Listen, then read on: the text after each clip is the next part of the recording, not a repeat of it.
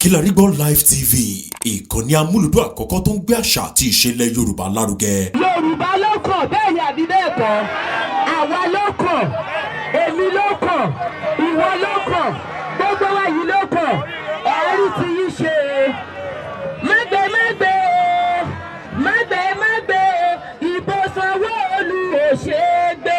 Mágbé mágbé mágbé mágbé ìbò Sanwó-Olú ò ṣe é gbé. Ìbò Sanwó-Olú ò ṣe é gbé. Sindodo, I cite you.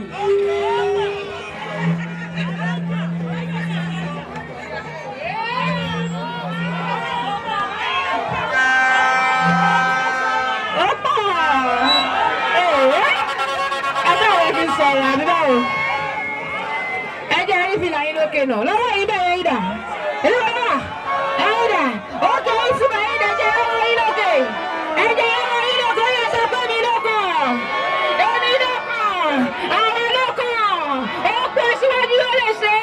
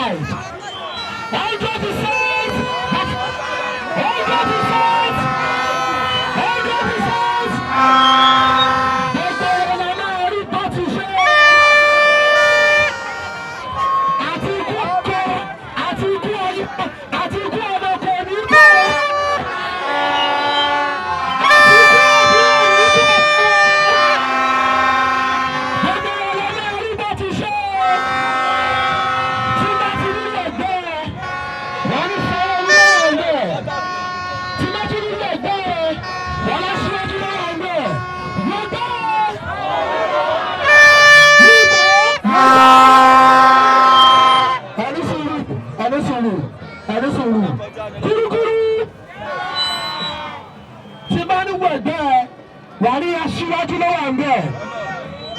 Tí wọ́n fi ń lè gbé wàrí Sanwó-Olú ló wà ń bẹ̀. Lè gbé lè gbé. Ókè náà, ṣe irú bàbá wa lẹ́yìn. Ọmọ Yorùbá tí ò bá ti dìbò aṣíwájú ọmọ àlè yìí. Àwọn akọ́ríkọ́.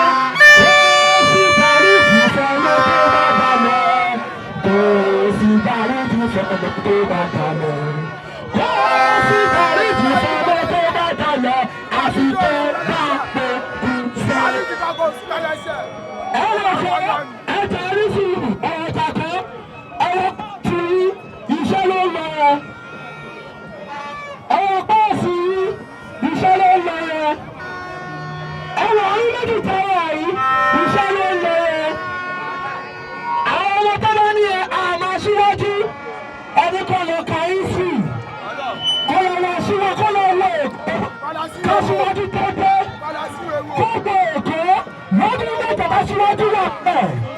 Wọ́n ti wọ Èkó ní kọ́ńtínítì nǹkan tí APC ti ṣe. Ẹni tó fún mi ní ìtọ́jú ti ara tó sọ ṣe rí ọ̀rọ̀ ìtàkọ́ fẹ́ẹ̀tì ni. Ọdún bá lè ṣe ní state, aṣojú pàdé sójú à.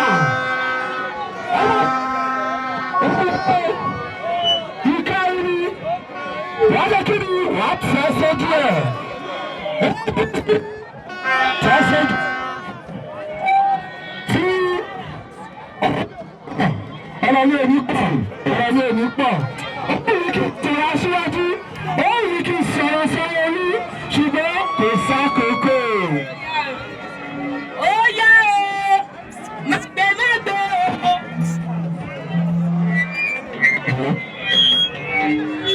Màgbẹ́màgbẹ́ o, ìbò aṣíwájú ò ṣe é gbé. Màgbẹ́màgbẹ́ o, màgbẹ́màgbẹ́, ìbò aṣíwájú ò ṣe é gbé. Ìbò Sanwó-Olú ò ṣe é gbé o. Kí ló ń ṣẹlẹ̀ gan-an? Ẹ̀yin ti bà àwọ̀ rè bẹ́ẹ̀ ni àbí bẹ́ẹ̀ kọ́? Bẹ́ẹ̀ ni o, ìbò tó lè fi mú àwa jáde tí ẹ fi rí wa báyìí.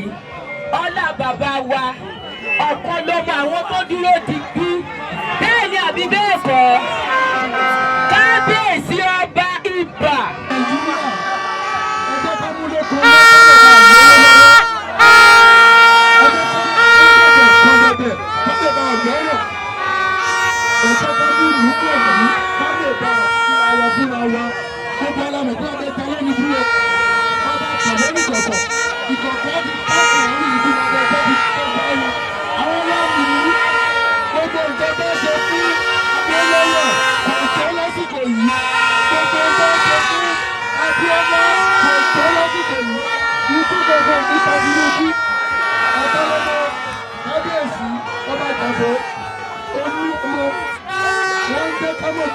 Gbogbo àwọn ti dọ̀kan níbi tí gbogbo ìta lọ làwọn ń lọ Tinubu for president.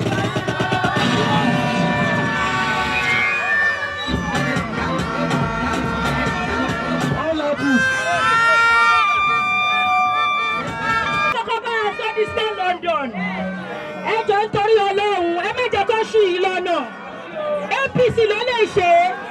Aṣíwájú ìṣẹ́dá of the nation, ó ní bàbá gbogbo wa, ó ní ìṣètò láti mú wa kúrò nínú ìyà yìí. Ó ní ẹ̀sọ́ pé ó ti lọ. Ẹ̀sọ́ pé ó ti lọ. Òkè tẹ́lẹ̀kọ̀. Yorùbá lọ. Tẹ́lẹ̀kọ̀. Torí alákọ̀ọ́bí la ṣe wá bí o. Torí alákọ̀ọ́bí la ṣe wá bí. A lè ṣe èyí dọ́là o, torí alákọ̀ọ́bí a lè ṣe èyí dọ́là, a lè ṣe èyí dọ́là. A lè ṣe èyí dọ́là o, torí alákọ̀ọ́bí a lè ṣe èyí dọ́là. Ṣé bàjẹ́ kí lè rí gbà níbẹ̀ o. Àwọn oníbàjẹ́ abẹ sọ pípọ́ o. Àwọn oníbàjẹ́ abàṣọ pípọ́. Tí wọ́n máa lo ṣòro àwọn bí òfò tí wọ́n máa lo ṣòro. APC APC ẹ ò kí ń fẹnu dìbò. PVC PVC tó o bá ti ní PVC ó wúlò fàṣíwájú o. Ìwọ kọ́kọ́ wúlò náà aṣíwájú á wá sọ padà. Ṣèbí ìjẹ́rìí aṣíwájú. Ẹ̀ṣọ́ ṣe ń ṣe ni, ṣe ń fọ́ ni, aṣíwájú lọ́kọ̀ ẹ̀ máa fọ̀, Sanwó-Olú tún padà bọ̀, Sanwó-Olú tún padà bọ̀, ṣé kó padà wá, jẹ́ ká aṣíwájú wá, ó kẹta lọ́kọ̀, ọmọ wa lọ́kọ̀, á ti sì wọ́n tó, ó pọ̀. APC ẹ̀sà tó ti lọ. Ṣàtìlẹ́yìn ìwọ́n ní mọ̀kànmọ̀kàn lóye ń kọ̀yàn, ó ti ṣe kí ni ó ti kàn wá. Àwa la ní kò sẹ́ni tó lè bá wa dù ú. Wọ́n dẹ̀ ní kí ni ọmọ ẹni ò ní ṣéèdì bẹ́ẹ̀. Since 1999, and you have never failed our party. You have seen the monumental development. This particular place, where we are receiving you today, you can see that your governor has turned this particular site to a construction site. A site dedicated that is ongoing for a special hospital for the people of this particular area. When you look at your right hand side, you will see the sort of development that is ongoing on Lagos Badagry.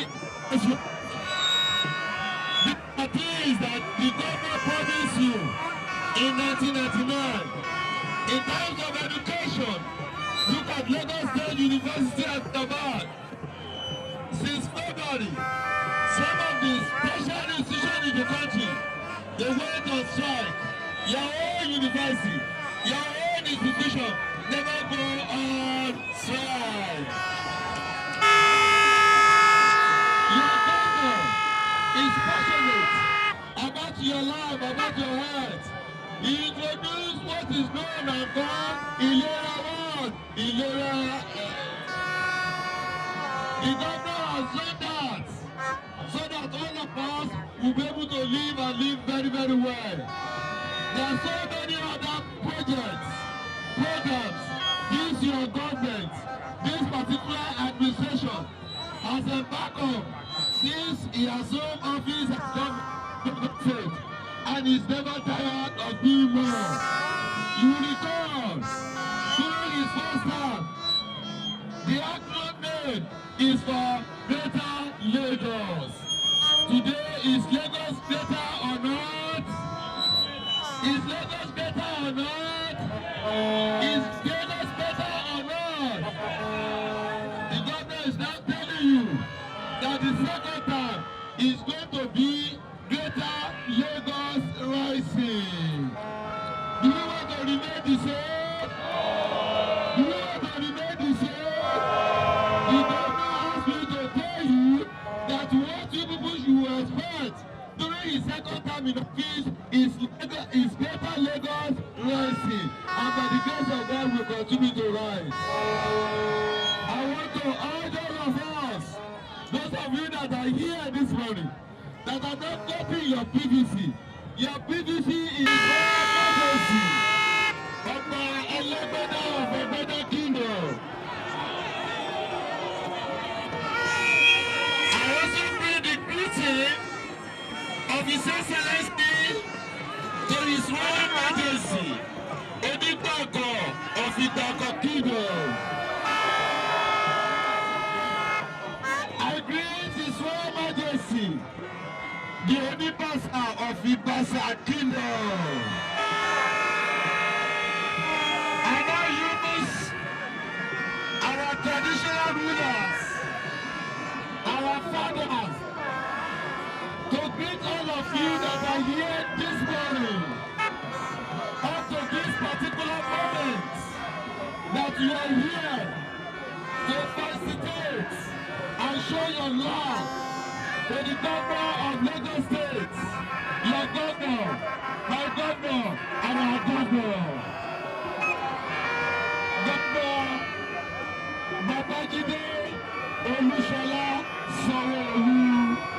KPK kò gbọ̀kẹ̀ Kilarigbo ló ń jẹ́ bẹ́ẹ̀ ká ṣe àkálẹ̀ àwọn ayẹyẹ lọ́nà tí ìgbàlódé léyìí tẹ́yìn ó sì gbádùn ẹ̀. Ọba sọ́yọ̀ ọ̀rọ̀ jábẹ́sì padà ìran ni olúwa wá fàyè mi ṣe yanu. Kilarigbo Live TV gbọ́ ń pa ẹ̀. Fún ìpolówó ọjà tàbí àkálẹ̀ èyíkéyìí ayẹyẹ tẹ́ bá fẹ́ ṣe ìyún event coverage pẹ̀lú owó tí ò gani lára. Kilarigbo Live TV ẹ̀rọ amóhùnmáwòrán tíá.